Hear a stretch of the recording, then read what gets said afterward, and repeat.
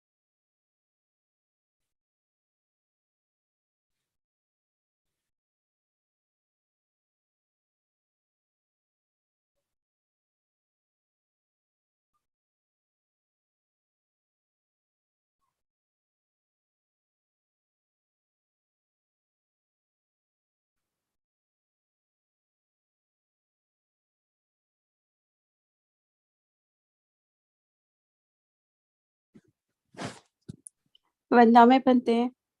Namo Buddhaya, Jai Bhim.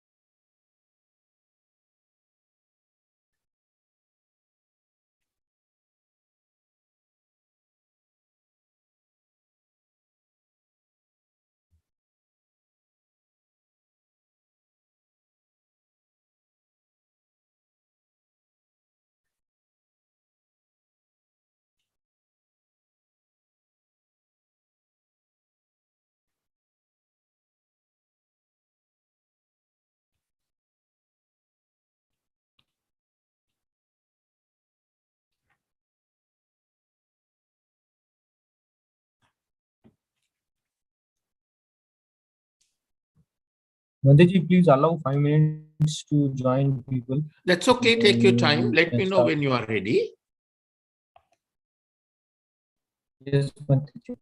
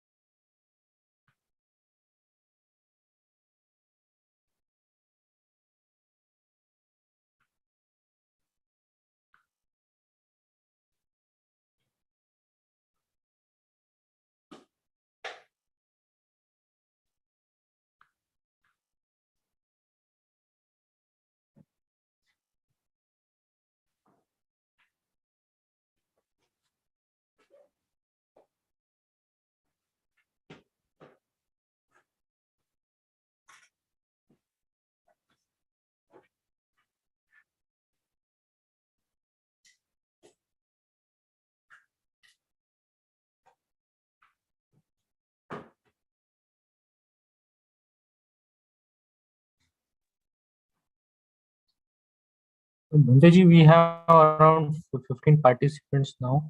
We may start, Bhanteji. Okay. Thank you, Nagsen.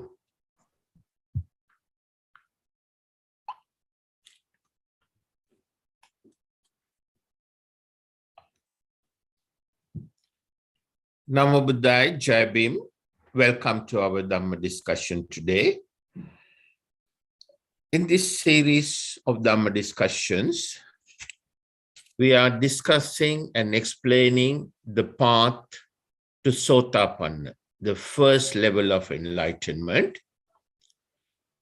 And for explaining this, I am mainly using the Dhammacakkappavattana Sutra, Sothapanna Sutra, and in addition to that, also some information from Gihi Sutra, Dveda Vitakka Sutra, Vitakka Santana Sutra, and the Ratana Sutra. All these sutras I have taken from the oldest Tripitaka in the world, which is kept at the British Library in London. This Tripitaka is over 2,100 years old, and it has been written down 456 years after Lord Buddha passed away at Alulena Rajamaha Vihara in Kegol district in Sri Lanka. Now, some of the information I'm quoting from this old Tripitaka might slightly differ from what you have learned already from the other Tripitakas which have been written down during the past 200 years. If that is the case, please don't develop anger, resentment, or arguments against it. Just practice the principle that Lord Buddha explained in the Kalama Sutra. In Kalama Sutra, Lord Buddha said, either don't believe or disbelieve what I say. Just listen to me first. Take this information home and go through it several times. Analyze it using your intelligence and wisdom. And at the end of the day, if you think it's correct, you can take it, make use of it, and you will see results very quickly. On the other hand, if you think it's wrong, just leave it out and carry on with whatever you were doing before, but don't develop anger, resentment, or arguments against this. So I kindly request the same, I kindly make the same request from all of you. So as usual, we will start with observing pancha seela. Then we will meditate for a few minutes. And then I will deliver the sermon for about 45 minutes. And then I'll give you 1 hour to ask any questions. Okay, let's start with observing pancha seela. Sadhu, sadhu, sadhu. Namo tassa bhagavato arahato samma sambuddhassa. Namo tassa bhagavato arahato samma sambuddhassa. Namo tassa bhagavato arahato samma sambuddhassa. Sadhu, sadhu, sadhu. Buddhang saranang gacchami. Dhammang saranang gacchami. Sanghang saranang gacchami. Dutiyampi buddhang saranang gacchami. Dutiyampi dhammang saranang gacchami. Dutiyampi sanghang saranang gacchami. Tatiyampi buddhang saranang gacchami. Tatyampi dhammang saranang gacchami. Tatyampi sanghang saranang gacchami.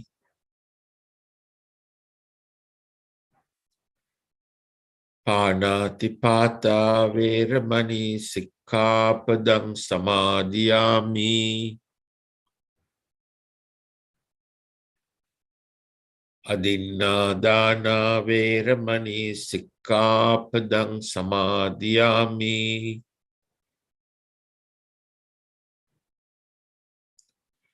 Kamesu miccācara veramani sikkhapadang samadhiyami.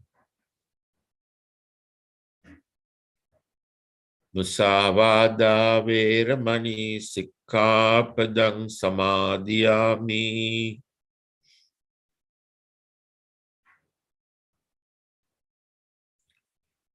Surameraya majjapama dattana veramani sikkhapadang samadhiyami. Sadhu, sadhu, sadhu. Next, we are going to meditate for a few minutes. Can you all please sit comfortably, either on a chair or on a cushion or on the floor, whichever you find most comfortable. You can lean against the wall or the chair if you like. Keep your back straight. Close your eyes. Take a deep breath and let it out very slowly.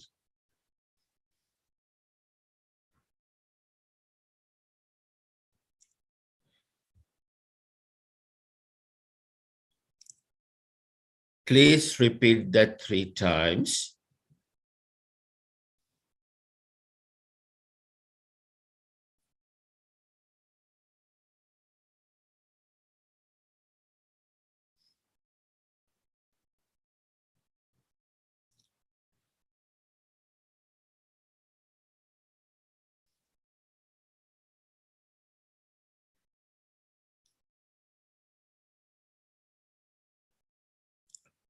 While staying in the same position and still keeping your eyes closed, please repeat this Karmasthana meditation sentences after me. May all living beings and myself be healthy.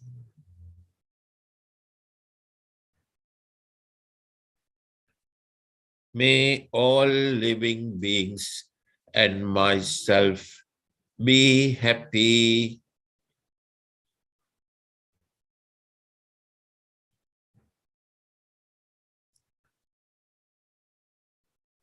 May all living beings and myself be free from worries.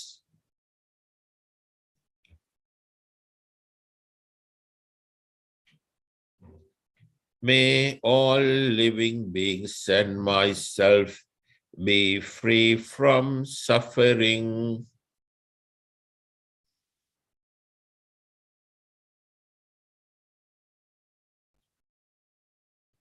May all living beings and myself comprehend the 4 noble truths.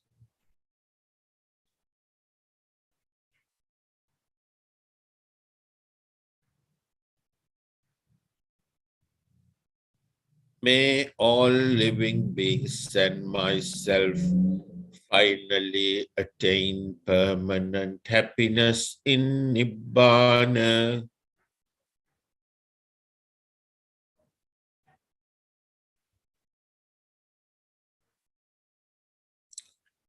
Let's repeat once more.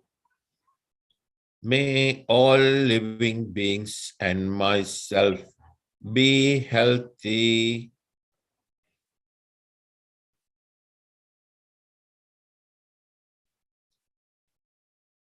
May all living beings and myself be happy.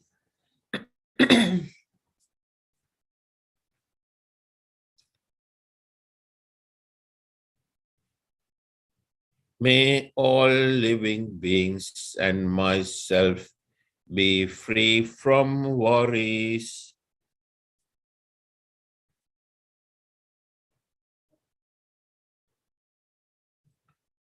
May all living beings and myself be free from suffering.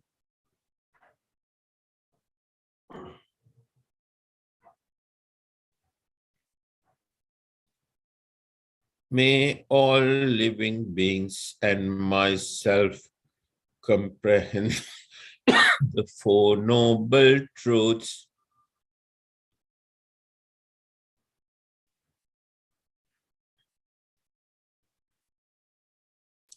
May all living beings and myself finally attain permanent happiness in Nibbana.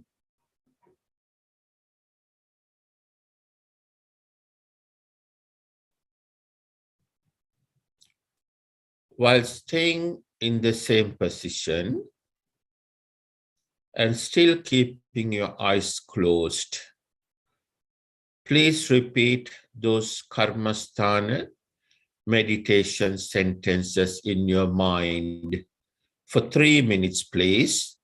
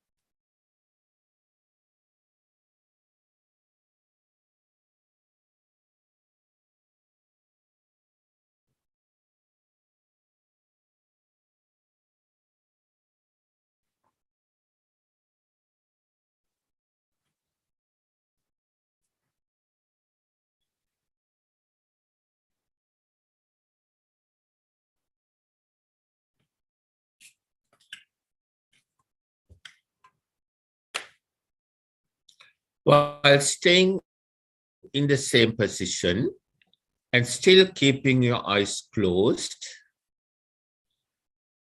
Please take a deep breath and let it out very slowly.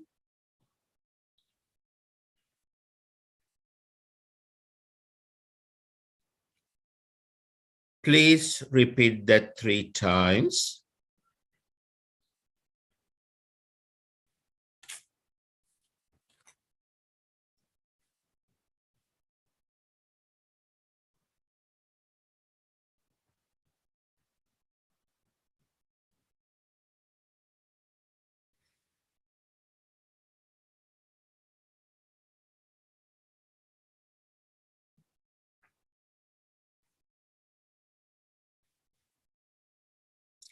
Now you can slowly open your eyes, sit comfortably, and get ready for the Dhamma discussion.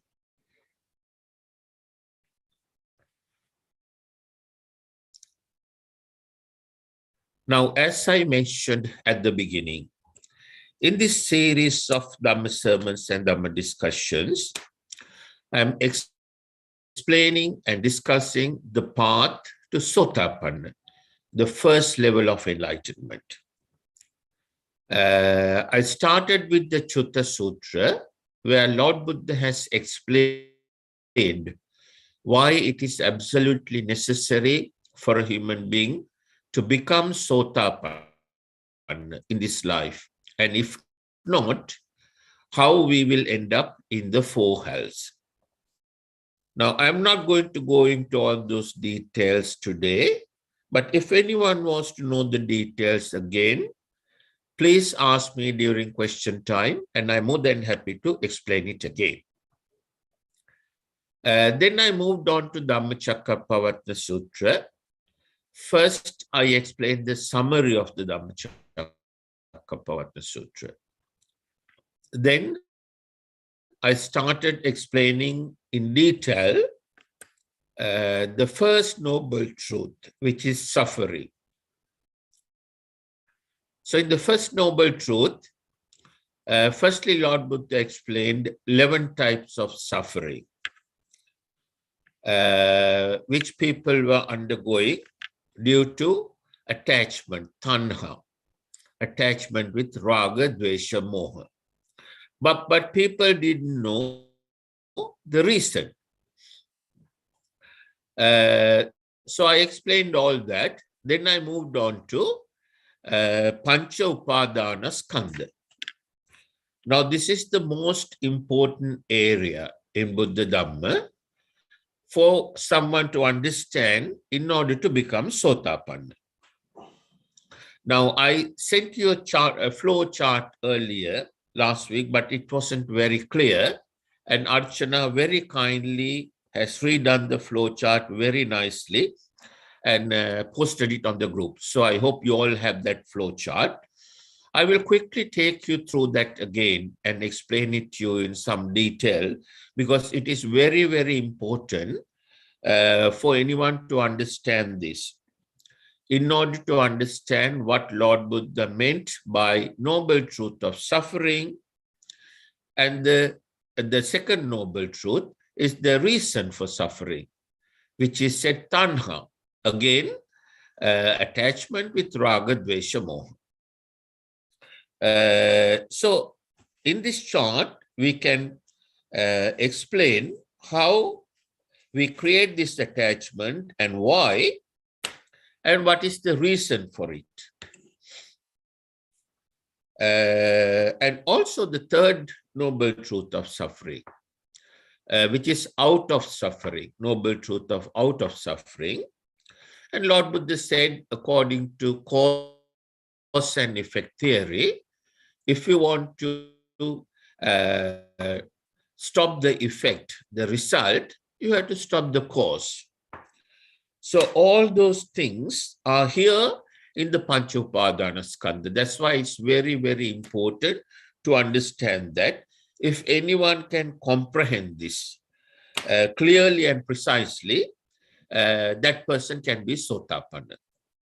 Now let me go through the chart from the beginning. Panchaskandha is Rupa, Vedana, Sanya, Sankhara, Vijnana. 5 things. And when a person is attached to this, normally a Prutagjana person who does not know Dhamma is attached. He has an attachment with Raga, Dvesha, Moha to this Panchaskandha. Then the Panchaskandha is called Pancha Upadana Skandha. Upadana means holding a very tight attachment, very strong attachment. So Rupa, you can see in the chart, Rupa we get through eyes, our ears, nose, tongue, body, and the mind. It is the data that comes through the 6 senses. So the data that comes through the eyes, Lord Buddha called them Rupa Rupa. That comes through the ears, Lord Buddha called them Shabda Rupa. That comes through the nose, he called them Gandha Rupa. That comes through the tongue, he called them Rasa Rupa. That comes through the body, he called it Sparsha Rupa or Pottabha Rupa. Then the data that comes from the mind, he called them Mano Rupa. And this Rupa comes to our mind. Our mind feels that some data came to the mind from this one of the 6 senses. And that feeling is called Vedana. You can see the 3rd box in the chart is Vedana. Vedana is the feeling. If you want to write down the English word, you can write it. Most of the time, I don't use these English words because they are slightly misleading. They don't give the exact meaning of the Magadhi word or the Pali word. So Rupa Vedana Sanya. Sanya means identifying. So the mind will identify the type of data that came in, whether it's a living being or a natural object. Or if it's a living being, then who is it? Whether it's my mother, father, brother, sister, blood relation, whoever.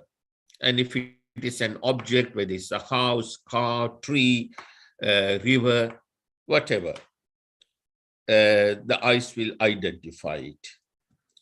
And then the Prutagjana person does a thing called sankhara. Sankhara means, now Prutagjana person, if you want to write it down in English, you can write it down on the side or underneath the flow chart. Prutagjana person is the person who does not know Buddha Dhamma. He doesn't know what is the 4 Noble Truths, what the 4 Noble Truths are. He doesn't know wholesome deeds and unwholesome deeds and so on. He doesn't know anything about Dhamma. So what the Prutagjana person does is he does a thing called sankhara. Sankhara is constructing a thought with raga, dvesha, moha, and then taking it further and taking action mentally, physically, or verbally. Sankhara.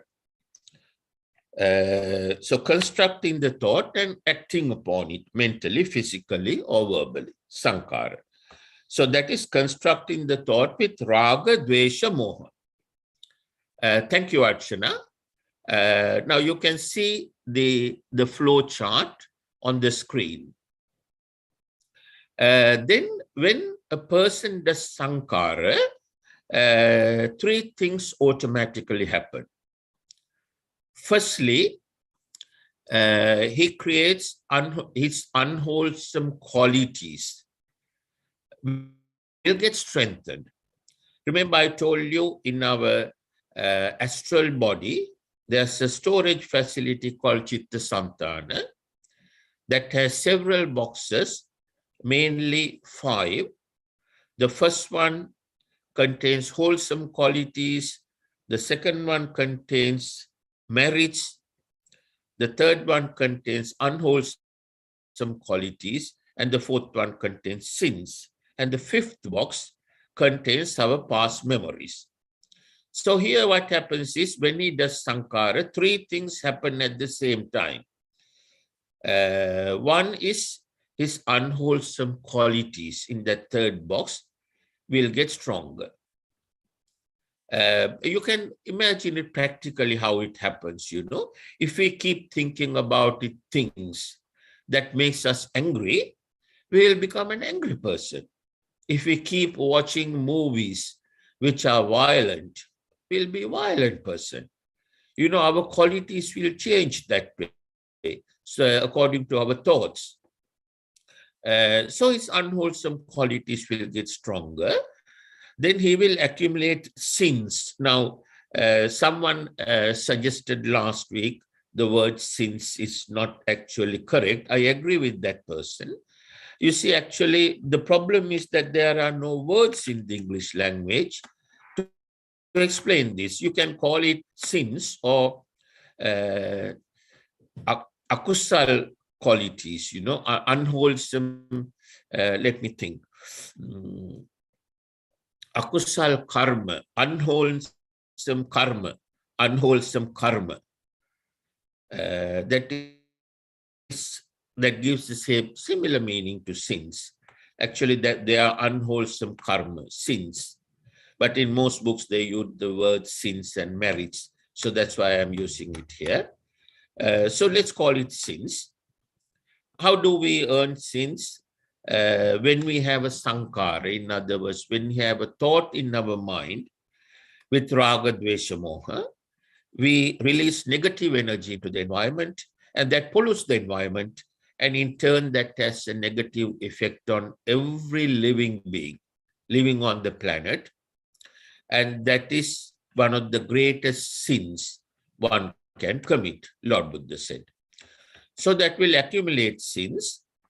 And also vijnana. Vijnana is a negative energy produced by our unwholesome qualities. And stronger our unwholesome qualities get, stronger the vijnana will get. And in turn, we need vijnana. One of the functions of vijnana is to work like a program for us to create sankhara in our mind. When Rupa Vedana Sanya comes to our mind is like a central processing unit. And it has two programs to choose from to process this data. One is the Vijnana program. The other one is the Prajna program. We will come to Prajna program. Now let's talk about the Vijnana program. So when Rupa Vedana Sanya comes to the mind, the Pruthakjana person will always use the Vijnana program to process that data in the mind, which is like a central processing unit of a computer. And that Vijnana program will always produce results with Raga, Dvesha, Moha, because that is unwholesome program. Unwholesome, the program made up of unwholesome qualities. It's a negative energy. Vijnana is a negative energy. So why do people do sankhara? The reason is when people do sankhara, they feel a mentally fabricated pleasure called aswad. You can see aswad underneath sins in the first blue box at the bottom. Aswad. Aswad is a mentally fabricated pleasure. So why people do sankhara? In order to enjoy this mentally fabricated pleasure. So if you really think about it, people live, the Pruthakjana person lives to do sankhara and enjoy aswada all the time, as much as possible.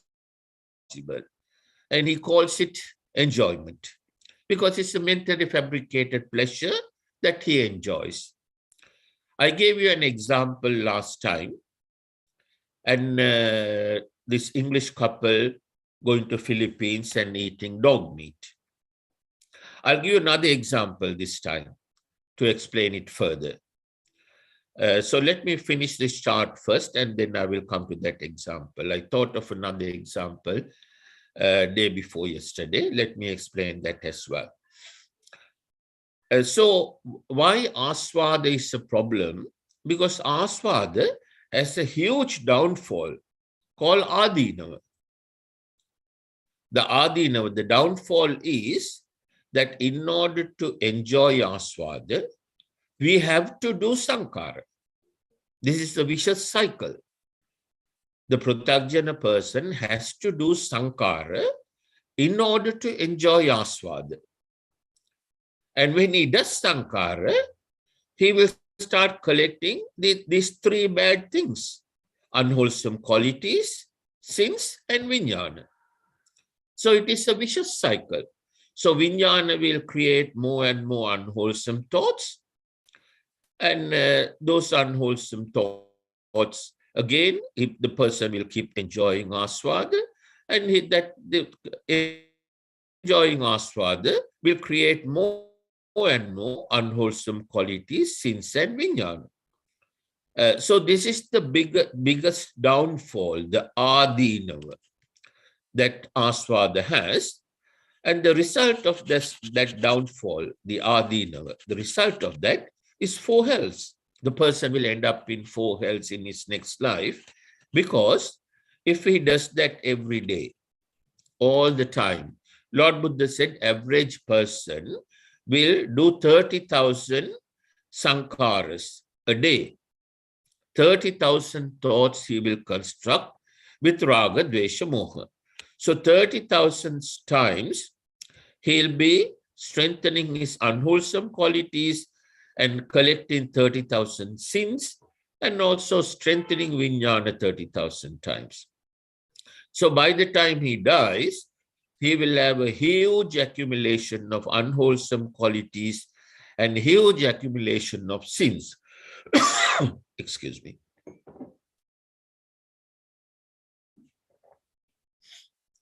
So obviously his unwholesome qualities and sins will be stronger than wholesome qualities and merits.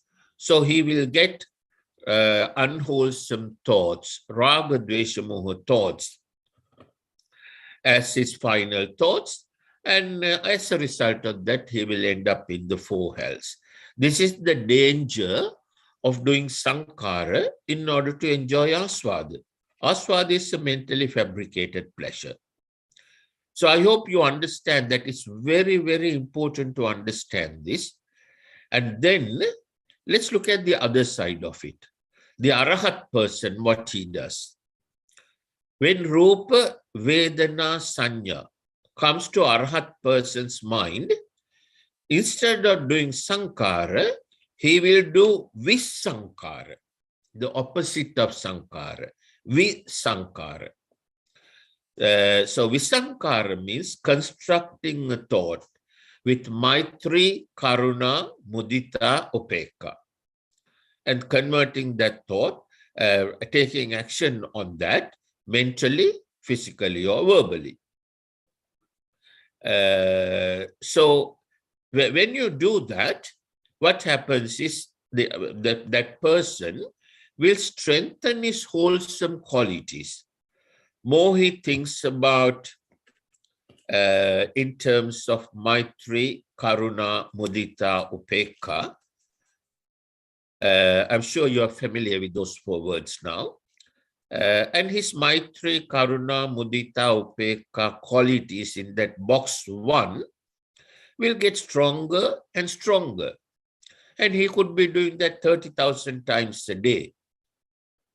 And at the same time, he is releasing positive energy into the environment, cleaning the environment. And as a result of that, that will be beneficial to every living being living on this planet. And that's a huge merit. Lord Buddha said, as a matter of fact, that is the greatest merit one can earn. That's why Lord Buddha said the loving kindness meditation is so powerful.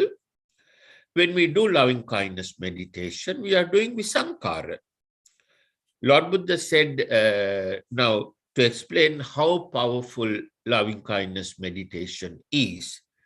He said, offering Sangadana to a Samma Sambuddha and his disciples 1,000 times is a huge merit, huge punya karma, or wholesome karma, you can say. Let's use the word merits, otherwise we'll get confused there. Huge amount of merits, but you can earn a great amount of merits by practicing loving kindness meditation for 5 minutes. Because when you practice loving kindness meditation for 5 minutes, what you are doing is you are practicing visankhara for 5 minutes. And when you do that, your wholesome qualities will get stronger. You are releasing positive energy into the environment for 5 minutes, cleaning the environment, and that will be beneficial to an uncountable number of living beings living on this planet. And that is the greatest merit one can earn. So when your wholesome qualities get stronger, the energy that is produced by wholesome qualities is prajna. Now the wholesome qualities and unwholesome qualities works like a battery. Wholesome qualities, the energy that is produced by the wholesome qualities is called prajna, which is a positive energy. And the energy produced by the unwholesome qualities is called vijnana, which is the negative energy. So just like the vijnana program, the arahat person, when Rupa Vedana Sanya comes to his mind, the central processing unit, to process that data, he uses the prajna program. So he keeps producing more and more wholesome qualities, merits, and prajna, strengthening his prajna. And he will not enjoy aswad. That is the main thing. That's what arahat means. Arahat means stopped enjoying aswad. Stopped enjoying, actually the direct meaning is stop enjoying tasting through the 6 senses. That means what we are explaining here as sankhara and aswad. So arahat person will not do a single sankhara. He will do visankhara 100% of the time, maybe 30,000 times a day. The pruthajjana person who doesn't know Dhamma, 100% of the time he is doing sankhara in order to enjoy aswada, and he keeps earning, accumulating unwholesome qualities and sins. And the people who know Dhamma, they are in the middle. A Sothapanna person will more than 50% of the time, he'll be doing visankhara. And as he progresses after Sothapanna, little by little, he will be doing more and more visankhara and less sankhara. And eventually, once he becomes arahat, then he'll be doing visankhara all the time. So a pruthajjana person, once he has learned Dhamma and he understands the danger of aswada, instead of enjoying aswada and suffering the adinava, he will move on to nissarana. Nissarana means he will, instead of doing sankhara, he will go back to doing visankhara. That's what I have shown in the chart. The upwards arrows show that nissarana going back to visankhara. So that's what this chart is all about. I hope it is clear to you. So here you can see how Raga Dvesha Moha is originated. You see, Raga Dvesha Moha is this unwholesome qualities, and that is originated by sankhara, Raga Dvesha Moha thoughts. More and more thoughts that a person will have he will create more and more raga, dvesha, moha. So this is where raga, dvesha, moha attachment originates. And one has to see this in his mind, how it works in his mind.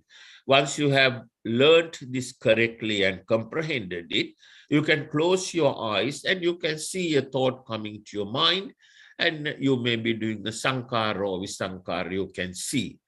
And then you will know that if you want to eradicate, so this is the reason for suffering.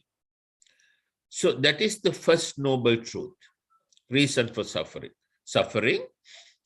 Then the second noble truth is reason for suffering. The reason is we do sankhara in order to enjoy aswada, right? So that is the reason. So if we want to come out of suffering, eradicate suffering gradually, what we have to do is gradually stop doing sankhara and move into doing visankhara. So that's out of suffering. And the way out of suffering, how to do that, Lord Buddha has explained in the fourth noble truth, the way out of suffering, and that is the noble eightfold path, samma ditti, samma sankappa, samma vacha, samma kammanta, and so on. So a person who has comprehended this, a person who has fully understood the danger of doing sankhara in order to enjoy aswada, and when the person does that, the huge adinava, downfall that he has to face, ending up in the four hells, if he fully understands that, comprehends that, he will take a U-turn. He will stop doing, he will try to stop doing sankhara and start moving with sankhara. So the person who starts doing that, by the time he, once he has realized it, he will try his very best, and very quickly he will reach the level of Sothapanna, where he is doing more visankhara than sankhara. So the Sothapanna person has come to samma ditti. Sang means raga, dvesha, moha. Ma means completely eradicating. Ditti means the vision. So he has got the vision of this.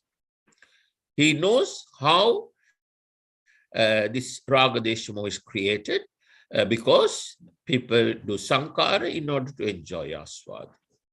So to stop that, all people have to do is stop, gradually reduce enjoying aswada, and that will gradually reduce sankhara and gradually move on to doing visankhara. So I hope you understand the chart. If you have any other questions, if anything is not clear, please ask me during question time. It is very, very important. This is the heart of the Buddha Dhamma, which is necessary for one to understand in order to attain the first level of enlightenment. And once you have got that, you will feel so happy and contented, because you know for sure that you will never ever go to the four hells again. So the next thing I would like to explain is, now Lord Buddha analyzed suffering in so many different ways. Now, firstly, he analyzed them into 11 categories. Then through the pancha skandha and pancha upadana skandha, he explained how suffering is originated, how it is created by the person, and how to eradicate that. Then, talking of eradication of suffering, he categorized this suffering into another 3 types of categories. Now, suffering is called dukkha in Magadhi or Pali. The word dukkha means suffering. So he explained 3 types of dukkha: dukkha dukkha, sankhara dukkha, and viparinama dukkha.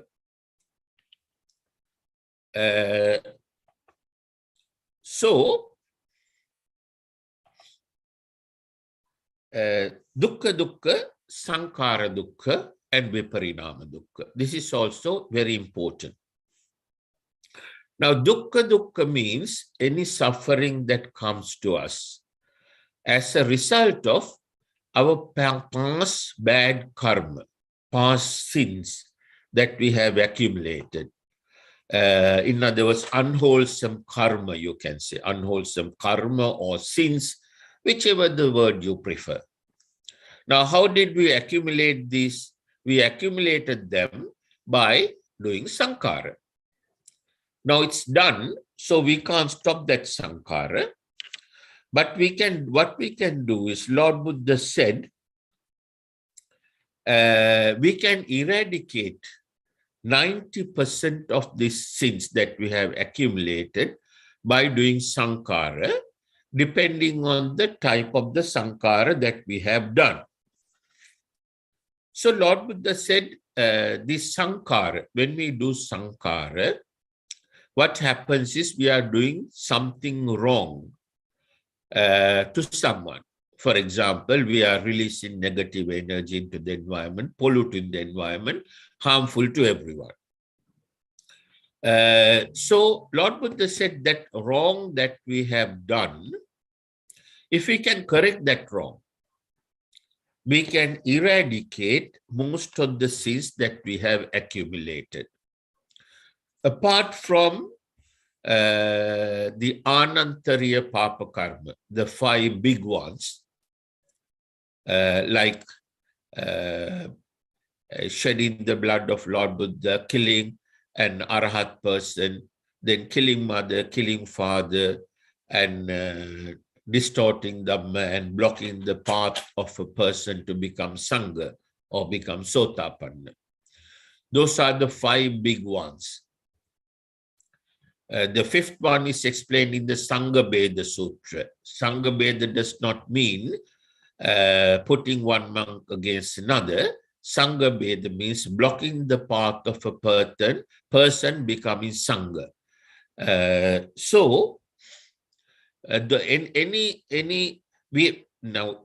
We cannot eradicate any sins that we have accumulated, if we have, by doing the anantariya papa karma, but we don't have to worry about it because we haven't done anantariya papa karma.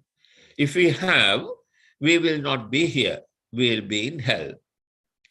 When a person has done anantariya papa karma, he will only get a human life when the next Samma Sambuddha appears on this earth. Until then, he will suffer in the hell, because anantariya papa karma is so severe.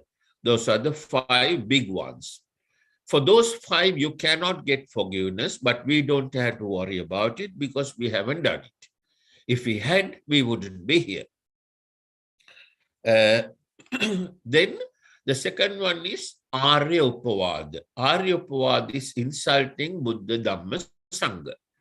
Now, some of the very small Arya Upavadas, we can get forgiveness. Some of the big ones, we cannot. So every time, that's why when we transfer marriage or when we pray, we ask for forgiveness from the Noble Triple Gem, Buddha, Dhamma, and Sangha. We always say, Kayena Vacha Chittena Pamadena Maya Katang, and so on, and asking for forgiveness from the Buddha, Dhamma, and Sangha to eradicate those sins as much as possible. So that way we can eradicate some of the Arya Upavadas. We don't have anantariya papa karma. We don't have to worry about it. All the rest of the papa karma, in other words, sins that we have accumulated, are doing something wrong to a living being living on these 31 planes, apart from a sangha. So those living beings are still in these 31 planes, and we have done something wrong to them and accumulated these sins. But if we can correct that wrong, we can eradicate that sin. That's what Lord Buddha explained to Angulimala. Lord Buddha gave Angulimala meditation technique to practice, And he practiced that 18 times a day, and he managed to eradicate more than 90% of his sins, because he came with lots of sins. He killed more than 1,000 people and accumulated lots of sins, lots of papa karma. And he managed to eradicate that by practicing this meditation. In this meditation, all we do, we think of all the living beings living on the 31 planes and ask them for forgiveness for any wrongdoing that we have done to them.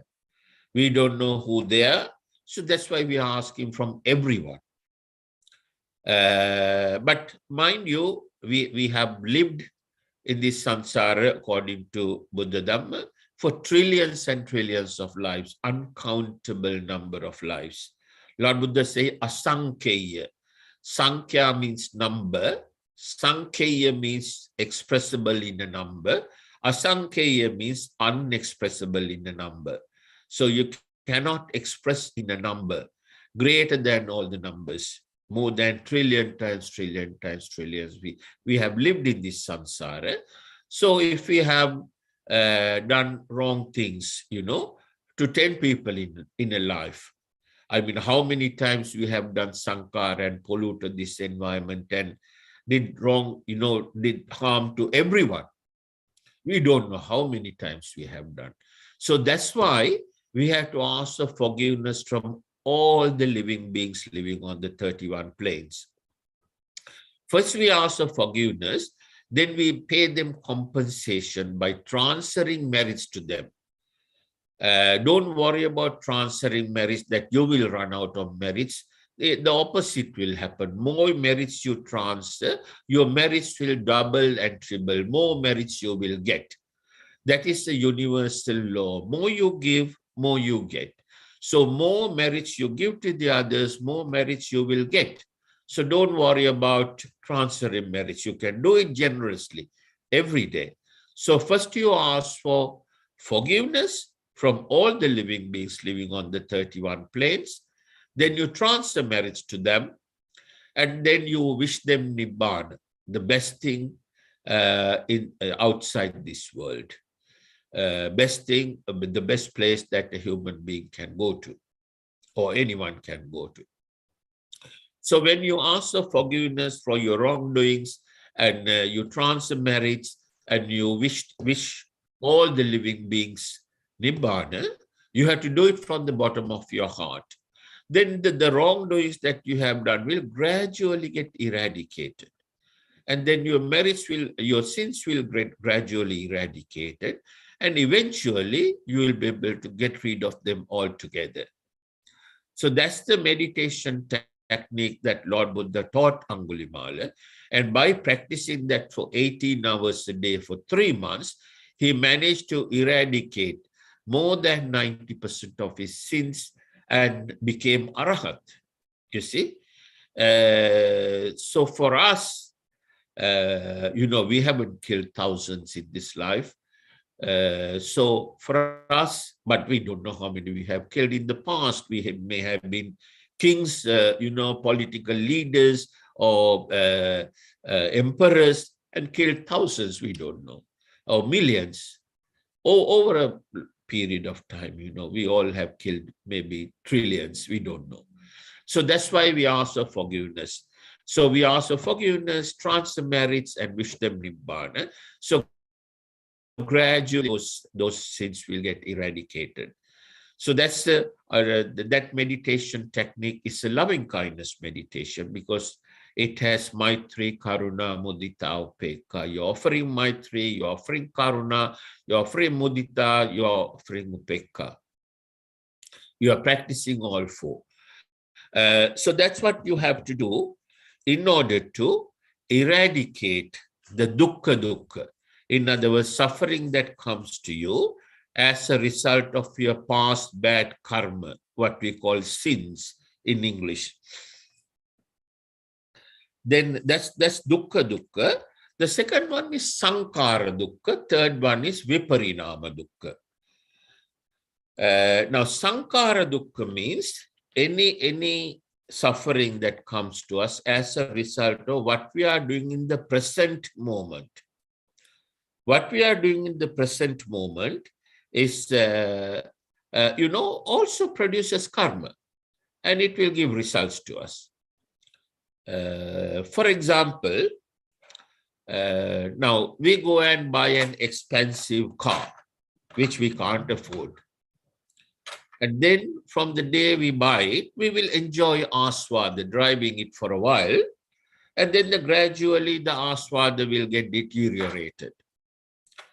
Then the car becomes a headache to us. We have to pay expensive insurance, expensive maintenance cost, and so on. And if we get a loan to buy the car, loan repayment and all that. So all that suffering we have to undergo because we did a sankhara to enjoy aswada. So if you look at your life, and if you think that you are currently doing sankhara and how it's affecting you, you will understand. So to eradicate that suffering, all you have to do is eradicate that sankhara. If you are driving a very expensive car, which is, costing you a lot of money, you have to work harder to pay for it, then you are suffering. So all you have to do is stop that sankhara, get rid of the expensive car and buy a smaller car, right? So that is sankhara dukkha. Sankhara dukkha is the dukkha that we are creating in the present moment by doing sankhara in the present moment. So if you stop doing sankhara in the present moment, then dukkha will not come to us. That's suffering. Then the viparinama dukkha is the second part of sankhara dukkha. Sankhara dukkha and viparinama dukkha are connected to each other. Viparinama means going into decay. So if you buy an expensive car or expensive house, then after some time it's going into decay and it will give us more and more headaches, expenses, burdens, and unnecessary suffering. So if we stop doing that sankhara in the first place, the sankhara dukkha and the viparinama dukkha will not come to us. So that's dukkha dukkha, sankhara dukkha, and viparinama dukkha. So dukkha dukkha is the papa karma, in other words, sins that we have accumulated in that box 4. Dukkha dukkha comes to us as a result of those sins or those papa karma that we have accumulated in that box 4 by doing sankhara in the past. I hope that is also clear to you. If not, please ask me any questions. Now, I told you earlier, I'm going to give you another example of people enjoying aswada. Now, this example is, now let's say a Portuguese couple is living in the UK and they are very wealthy, but they don't have children. So they go to Portugal, comply with the necessary formalities and legal requirements, and adopt a baby from a very poor Portuguese family. They give them a lot of money and adopt this 6-month-old baby. Bring the baby to UK and look after him very well and provide him with everything, loves him very well, sends him to one of the most expensive private schools, and so on and so on. And the child is very happy and he loves the parents very much, attached to the parents, but his attachment is with raga, dvesha, moha. Because he's attached, he doesn't know any Dhamma. He's attached to the parents because of what he is getting in return from the parents. So around the age of 16, 17, the child finds out that he is adopted. And this is a shock to him. And he doesn't like to be an adopted child because he thinks it's shameful to if his fellow students, his friends in the school, it's a posh private school, if they come to know, it's not good for him. and he gets angry with his adopted parents. Now, earlier, he was in love with them.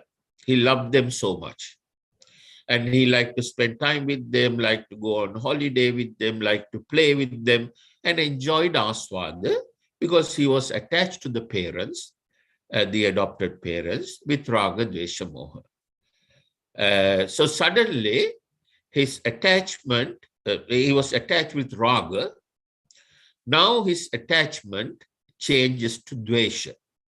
Every time when he has a big fight with the parents when he finds out, and he leaves the house. And he never comes back after that, never phone the parents or never get in touch with them.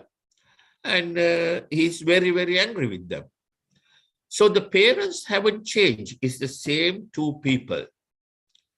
And what changed was earlier, the boy, the son, was attached to the adopted parents with Raga. He was getting what he likes from the parents. And then when he finds out he's adopted, his mental condition changed. He's getting something what he doesn't like, which is he's an adopted child. It's a big shame for him because he's very proud. He has very high mana, uddacha, avidya.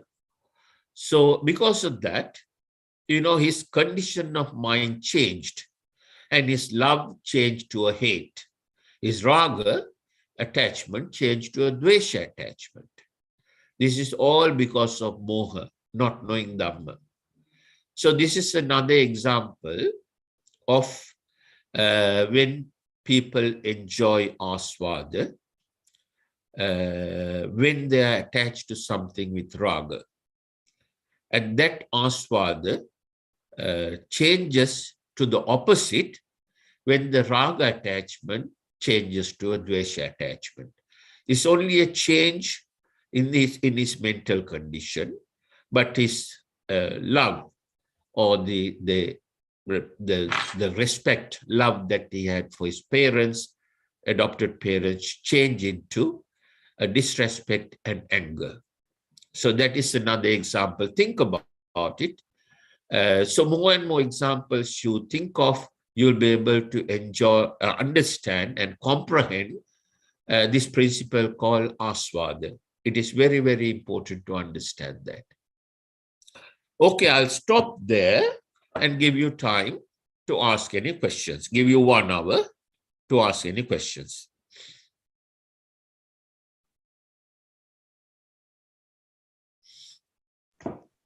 Sadhu, sadhu, sadhu. Thank you so much, Bhante. Thank you, Archana.